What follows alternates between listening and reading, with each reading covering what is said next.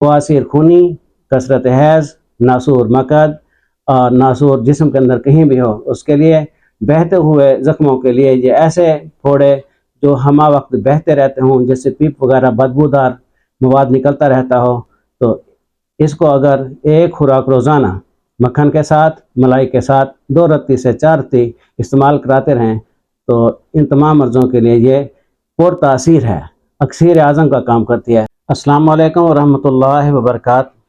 सामईन, आज हम आपको एक ऐसा नुस्खा बता रहे हैं जो इंतहाई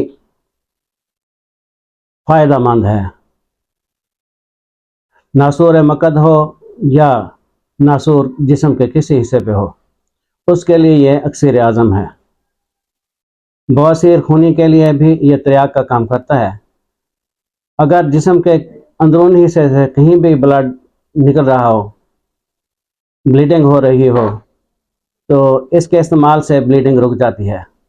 बवासीर की ब्लीडिंग भी रुक जाती है। खुदा न खास्ता किसी खातून को कसरत हैज़ की शिकायत है, मेंसेस बार बार आते हैं या आते हैं तो बहुत ज़्यादा आते हैं, उसके लिए ये अक्सीर से कम नहीं। इसके अज़ा भी बिल्कुल आसान हैं, सस्ते हैं, जो हर जगह से मिल जाते हैं, और तासीर इसकी पुरतासीर है, हैरान कुन नताइज हैं। पस जिस्म के अंदर कहीं से भी पैदा हो रही हो, कहीं से भी बन रही हो, कहीं से भी निकल रही हो, पस रोकने के लिए ये अक्सीर आज़म है। अज़ा इसके आप देख लें कि ये है संगे जराहत। संगे जराहत, इसका वज़न हमने लेना है 50 ग्राम। संगे जराहत 50 ग्राम। और दूसरा इसका जुज़ है मुर्दा संग। मुर्दा संग ये भी आसानी से मिल जाता है मार्केट से, पंसार वालों से। मुर्दा संग ये भी आपने 50 ग्राम लेना है। और ये है संधूर। संधूर ये भी संधूर आपने 50 ग्राम की मिकदार में लेना है। ये है फटकड़ी सफ़ेद। फटकड़ी सफ़ेद आपने ये भी 50 ग्राम में लेनी है। फटकड़ी सफ़ेद, संधूर, संगे जराहत और मुर्दा संग।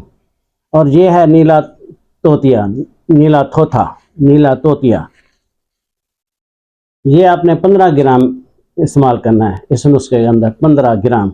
यानी कि बाकी 4 चीज़ें 50-50 ग्राम और नीला तोतिया ये है 15 ग्राम। इसको भी आप हल्का सा कूट लें और इसको थोड़ा सा बारीक कर लें, इसको भी कूट लें, बारीक कर लें, इसको भी, ये बिल्कुल बारीक है। इन 5 चीज़ों को कढ़ाई में डाल दें और इसको हल्की सी आग पे रख दें। ये ऐसा ऐसा पिघलना शुरू हो जाएंगी और ये पानी सा बन जाएगा। आप उसको ऐसा ऐसा खुश्क होने दें। जब ये पानी बिल्कुल खुश्क हो जाए, आप उसको नीचे उतार लें। जब ये तमाम मवाद ठंडा हो जाए, ये कूटने के काबिल हो जाता है, आप इसको कूट लें और फिर कढ़ाई के अंदर डाल के इस तरह जैसे हम चने भूनते हैं, दाल वगैरह भूनते हैं या कोई दाने भूनते हैं, इसको हमने बरियां करना है, भूनना है। वो अज़ा जो अंदर कुछ कच्चे रह जाते हैं और कुछ पक्के रह जाते हैं, इस तरह भूनने से, बरियां करने से मवाद जो है, ये दवाई जो है, बिल्कुल अंदर बाहर से तमाम यकसां बरियां हो जाती है और इसका रंग हल्का गुलाबी बन जाता है। और इसको नीचे उतार के ठंडा करके बारीक पीस लें और इसको एक महफूज डबिया में संभाल के रख लें। इसकी मिकदार खुराक है 2 रत्ती। 2 रत्ती आप मक्खन मलाई में इस्तेमाल कर सकते हैं। जदीद दौर है, आप इसको खाली कैप्सूल लेके, कैप्सूल के अंदर भी ये दवाई भर के इस्तेमाल कर सकते हैं। बहुत मोटा ताज़ा इंसान हो, मर्द हो, तो उसको 4 रत्ती भी इस्तेमाल कर सकते हैं। अगर नॉर्मल है, कम इनके नौजवान है, ज़्यादा वज़न नहीं है, उसको 2 रत्ती इस्तेमाल कर सकते हैं। अगर कम लड़का है, कम उम्र लड़का है, कम उम्र बच्ची है, 10-12 साल उसकी उम्र है, आप उसको 1 रत्ती से 2 रत्ती इस्तेमाल कर सकते हैं। अगर कोई बच्चा है तो उसको आप 2 चावल इस्तेमाल करा सकते हैं, 4 चावल इस्तेमाल करा सकते हैं। यानी कि तबीब मरीज़ के कद काठ और उसके वज़न को मद्देनज़र रखते हुए दवाई की मिकदार बढ़ा भी सकता है और कम भी कर सकता है।